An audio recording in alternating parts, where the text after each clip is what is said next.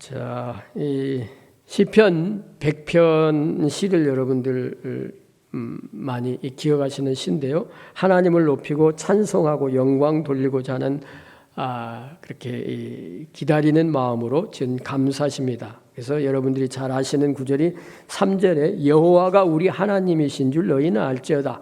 그는 우리를 지으신 이시요 우리는 그의 것이니 그의 백성이요 그의 기르시는 양이로다. 익숙한 성경 구절이죠. 자, 시편 100편 기자는 우리가 하나님께서 지으신 하나님의 피조물이라고 그렇게 말씀하고요. 그분의 백성이라고 말합니다.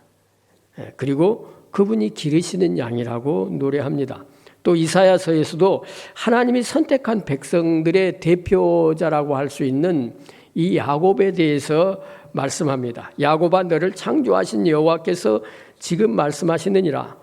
이스라엘아 너를 지으신 이가 말씀하시느니라. 너는 두려워하지 말라. 내가 너를 구속하였고 내가 너를 지명하여 불렀나니 너는 내 것이다. 이처럼 우리가 어떤 존재인가, 어떤 사람들인가라고 하는 정체를 선명하게 말씀해 주고 있습니다.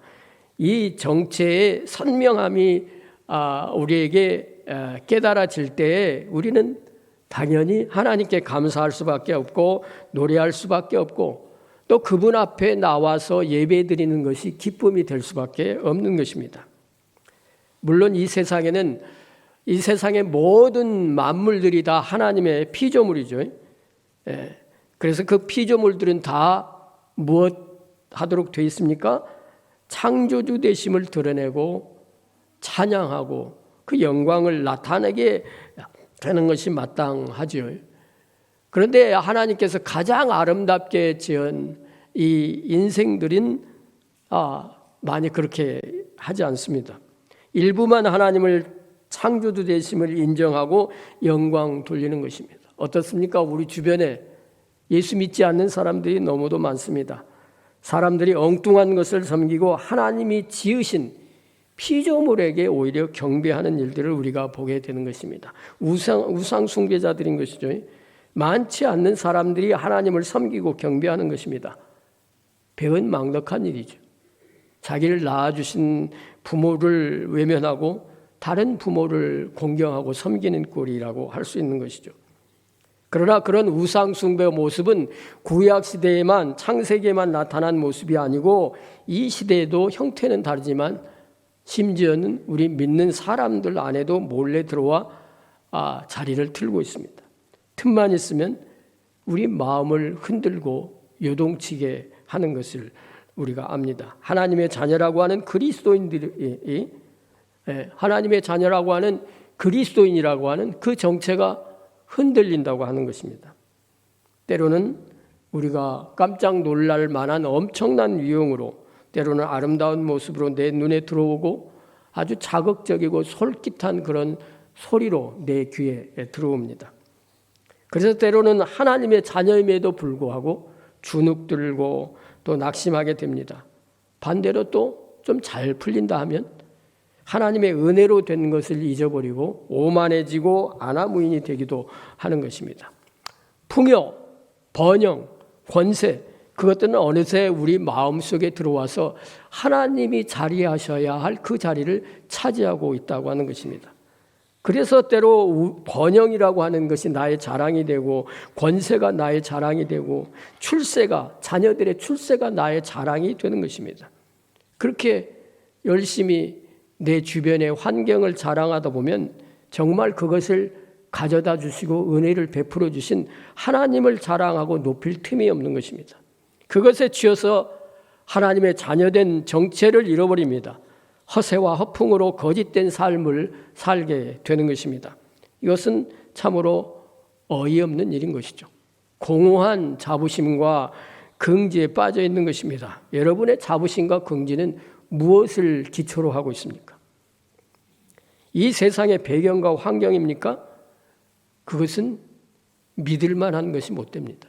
결국은 썩어지고 말 것입니다. 요한일서 2장 16절 17절에 이는 세상에 있는 모든 것이 육신의 정욕과 안목의 정욕과 이생의 자랑이니 다 아버지께로 온 것이 아니요 세상으로부터 온 것이라. 이 세상도 그 정욕도 지나가되 오직 하나님의 뜻을 행하는 자는 영원히 거하느니라 라고 말씀합니다.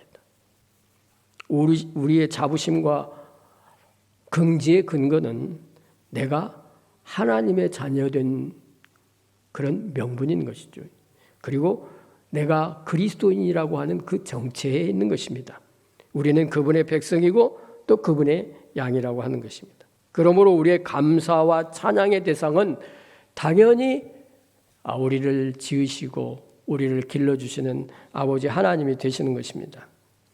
자, 오늘 본문에 보면 이제 이스라엘 백성들이 광야 제2세대들에게 주시는 말씀입니다. 그들의 부모인 1세대들은 어떻게 되었습니까? 그렇게 하나님께서 이 약속해 주신 약속의 땅에 들어가지 못하고 그 인생을 광야에서 멈추게 되었습니다. 광야에서 묻혀버렸습니다. 그들의 목표는 하나님이 모세에게 약속한 젖과 꿀이 흐르는 가나안 땅이었습니다. 축복의 땅이었습니다. 그러나 그들의 부모, 지금 말씀을 듣고 있는 그들의 부모들은 그 놀라운 하나님의 축복과 약속을 받았음에도 불구하고 대부분 약속의 땅 가나안 땅을 밟아보지도 못하고 광야에 묻혀야 했던 것입니다. 가데스 바네아에서 이 가나안 땅에 이르는 길은 열심히 걸으면 4일이면 통과할 수 있는 길이라고요. 그런데 그 4일이면 통과할 수 있는 길을 거의 40년에 걸쳐서 방황하다가 그것도 고생하다가 그곳을 밟은 것이 아니라 그곳에서 광야에서 다 생을 마감하게 되었다고 하는 것입니다. 성인이 되어서 20살 성인이 되어서 애굽 땅을 빠져나온 사람들, 그 사람들하고 여호수아와 갈렙만이 이제 광야 척박한 땅을 건너서 가나안 땅에 들어오게 된 것입니다. 그리고 나머지는 다 이 광야에서 묻히게 된 것입니다. 광야 1세대를 생각하면 여러분들 어떻습니까? 광야 1세대의 이 사람들은 그 어느 세대보다도 하나님의 놀라운 기적과 하나님의 살아계심을 목도했던 세대입니다. 그 어느 세대 사람들이 그런 것들을 목도할 수가 있었어요? 엄청난 위용으로 세상의 임금 애굽의 왕 바로를 굴복시키고 그들을 해방했던 것들, 그런 모든 상황들을 직접 목도하고 목격하고 경험했던 세대입니다. 홍해를 가르치고 그것을 맨땅같이 통과하게 하시고 그리고 맹렬한 분노로 추격해오는 이 애굽 군사들을 홍해에다가 그냥 수장시켜버리신 하나님, 그것들을 눈으로 똑똑히 목도했던 세대입니다. 여호와께서 그들의 하나님이 되시는 것을 여지없이 보여주신 그런 것들을 목도했던 세대예요. 그야말로 이 세대만큼 그 엄청난 기적과 능력을 맛본 세대가 없었다고 하는 것입니다. 그럼에도 불구하고 그들은 그런 엄청난 경험과 체험을 했음에도 불구하고 그들 앞에 다가오는 이런 환경과 어려움 때문에 속절없이 무너져버린 그런 세대입니다. 신앙을 다 잃어버린 불신앙의 세대였다고 하는 것입니다. 홍해 앞에서 두려워 떨며 원망하던 이스라엘 백성들의 투정과 원성을 여러분들 기억하시죠? 우리를 내버려 두랴, 우리가 애굽 사람을 섬길 것이라 하지 아니하더냐, 애굽 사람을 섬기는 것이 광야에서 죽는 것보다 낫겠다, 이렇게 원망했던 세대입니다. 이스라엘 백성들은 하나님께서 모세를 통해서 보여주신 엄청난 그 기적과 재앙들을 목도했습니다.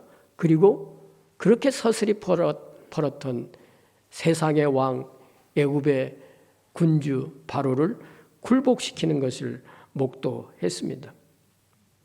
그럼에도 불구하고 엄청난 또 이 모습으로 추격해오는 바로의 군대와 홍해 앞에서 그 마음이 무너져버리는 그런 모습을 보게 되는 것입니다. 그런데 이것이 우리의 모습이기도 합니다.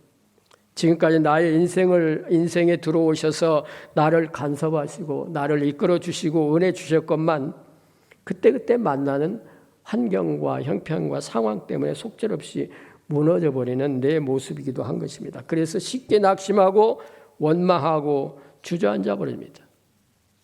이스라엘 모습과 조금도 다를 바가 없는 것이죠. 그렇게 낙심하고 두려워하며 원망하던 이스라엘 백성들에게 모세가 외치는 그 외침을 여러분들이 기억하실 것입니다. 너희는 두려워하지 말고 가만히 서서 여호와께서 오늘 너희를 위하여 행하시는 구원을 보라. 시편 기자는 46편 10절에 이렇게 노래합니다. 너희는 가만히 있어 내가 하나님 됨을 알지어다. 이 모세와 시편 기자의 외침은 이 시간 이제 2023년도 새해를 시작하고 출발한 우리들에게도 던져지는 그런 외침인 것입니다. 여러분 두려워하지 마십시오. 하나님께서 여러분들을 위해서 행하시는 그 놀라우신 일들을 그 구원을 바라보시기 바랍니다. 여러분 가만히 하나님이 여러분들의 하나님의 되심을 명심하시기 바랍니다. 결국 불신앙은 믿음을 유지하지 못하고 불신앙을 가진 사람은 하나님의 축복의 약속을 누리지 못합니다. 결국 그 광야의 1세대들은 그렇게 엄청난 하나님의 능력과 기적들을 목도했음에도 불구하고 그들의 불신앙 때문에 결국은 그 인생을 광야 메마른 땅에서 멈춰야 했던 것입니다. 믿음을 지키지 못했기 때문입니다. 그런데 그들이 무엇을 걱정했어요? 자신들을 걱정한 것이 아니라 자신들의 처자와 어린아이들을 걱정했어요. 그런데 그들이 걱정했던 그 걱정거리들은 어떻게 됐어요? 광야를 통과했어요. 그리고 약속의 땅에 가나안 땅에 들어가게 된 것입니다. 오히려 걱정했던 자신들이 광야에 뼈를 묻게 된 것입니다. 이제 새로운 세대, 제2세대는 부모들이 누리지 못했던 그 약속을 이제 누리려고 합니다. 그래서 하나님이 요단을 건너게 하십니다. 놀라운 기적과 능력으로. 그래서 주변에 있는 모든 힘 있는 자들이 다 눈으로 목도하고 들을 수 있도록 역사하시면서 그들을 요단을 건너게 하셨습니다. 그리고 이제 드디어 약속의 땅, 가나안 땅에 첫 발을 내딛게 된 것입니다. 그런데 오늘 하나님께서 그런 이스라엘 백성들에게 뜻밖의 명령을 하십니다. 어떻게 보면 참 어이없는 명령입니다. 상식적이지도 않는 그런 명령이죠. 그 새로운 세대들에게 뭘 하라고 명령하셨습니까? 할례를 하라고 명령하셨습니다. 그래서 그 여호수아에게 내린 명령대로 할례를 행하게 되는 것이죠. 이 할례는 남자의 생식기 표피를 베어내는 것이죠. 그 이유를 4절 5절에 말씀합니다. 그들의 부모 세대에 이제 군사로 부름받을 만한 나이에 애굽을 빠져나온 모든 세대들은 그들은 다 이제 광야에서 할례를 받았다고 하는 것이죠. 그러나 그 광야에서 태어난 새로운 세대는 할례를 받지 못했기 때문에 지금 그 할례를 받아야 된다는 것입니다. 그런데 지금 가나안 땅에 이르는 그 시점이 어떤 시점이에요? 이제는 그 가나안 땅의 원주민들과 전쟁을 하고 싸움을 해서 그 땅을 점령해야 될 전쟁을 앞두고 있는 그런 상황이라고 하는 것입니다. 이제 먼저 해야 할 것이 무엇이에요? 우리가 상식적으로 생각하면 전투 준비를 해야 되는 거 아닙니까? 무기를 챙기고 이것저것 군량미를 준비하고 이래야 되는 것 아니에요? 그런데 할례를 먼저 하라는 것입니다. 가장 시급하게 행해야 할 것을 하나님은 할례라고 여호수아를 통해서 명령하는 것입니다. 지금 하나님께서 이스라엘에게 할례를 명령하시는 그 이유가 뭘까요? 할례가 뭡니까? 할례는 율법이 생기기 전에 있었던 것이. 그래서 그 할례를 통해서 무엇을 확정하는 것이에요? 하나님의 백성이라고 하는 것을 확정하는 것이. 지금으로 바꾸어 말하면 뭐와 같은 거예요? 세례와 같은 것이에요. 세례는 우리가 그리스도와 함께 죽고 그리스도와 함께 다시 부활하는 것을 나타내는 것이죠. 그리고 내가 구원 얻은 하나님의 자녀임을 확실히 하는 것이 세례이지 않습니까? 이제 하나님께서는 그 무엇보다도 가장 우선적으로 해야 할 것이 내가 하나님께 속한 백성이라고 하는 정체를 다시금 깨우쳐주기를 원했다고 하는 것입니다. 그들이 할례라고 하는 의식을 통해서 나는 그 무엇보다도 어떤 것보다도 중요한 것이 내가 하나님께 속한 하나님의 백성이라고 하는 그 정체감을 갖는 것을 가장 우선적인 것으로 하나님께서 여기셨다고 하는 것입니다. 이제 그들은 요단을 건너서 약속의 땅 가나안 땅에 도착한 이스라엘 백성들이 모든 것에 앞서서 가장 중요하고 우선적으로 무엇을 할례를 통해서 자신의 정체를 분명히 하는 것을 가장 시급하게 요구하셨다고 하는 것입니다.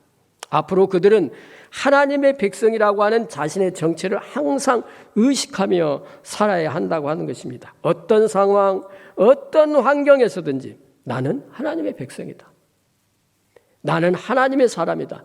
라고 하는 정체성이 가장 우선되는 가치라고 하는 것이죠. 그것을 늘 되새겨야만 하는 사람들이었습니다. 할례는 이스라엘 백성들의 몸에 새긴 하나님의 자녀라고 하는 표식이라고 하는 것입니다.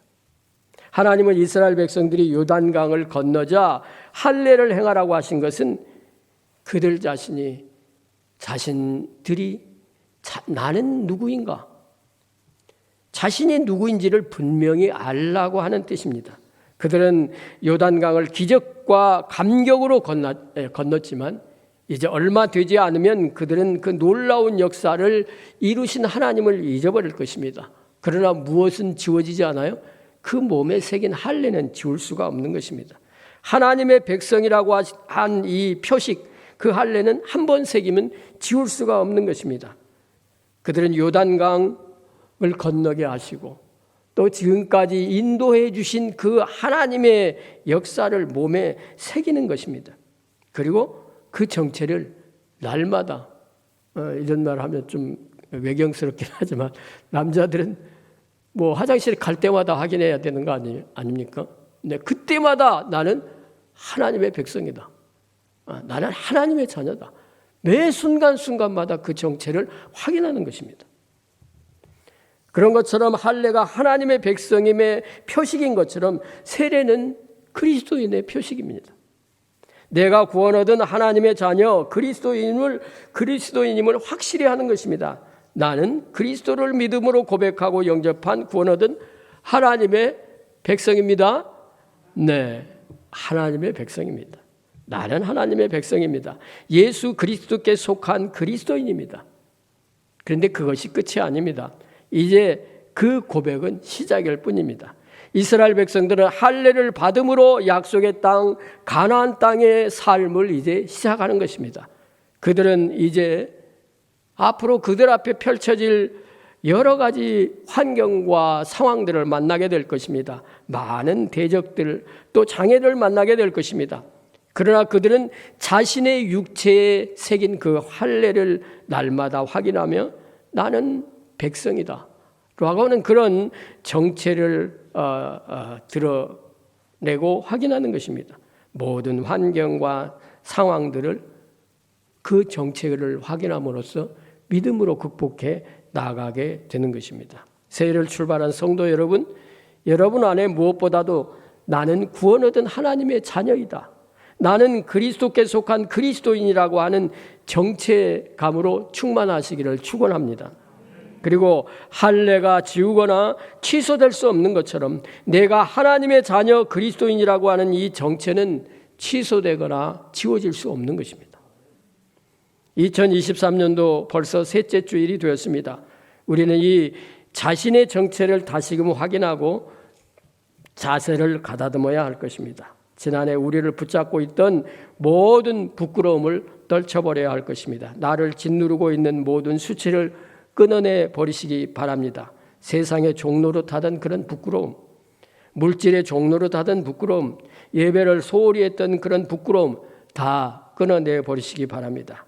나는 세상의 종이 아니라고 하는 것입니다. 내게는 예수 그리스도로 말미암은 하나님의 자녀됨, 그리고 그 하나님의 자녀된 것을 어떤 분의 확증으로 살고 있습니까? 성령 하나님의 확증으로 살고 있다는 것입니다.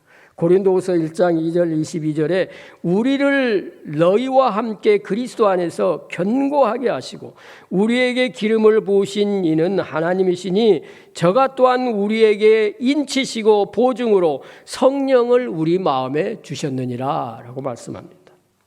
베드로전서 2장 9절에도 여러분이 잘 아시는 외우시는 말씀이죠.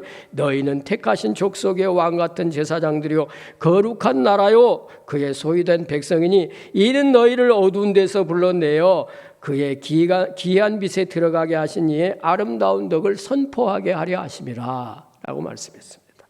언제나 어떤 상황에서든지 변함없이 나의 분명한 정체감을 가지고 사시는 새해가 되시기를 예수님의 이름으로 축원합니다.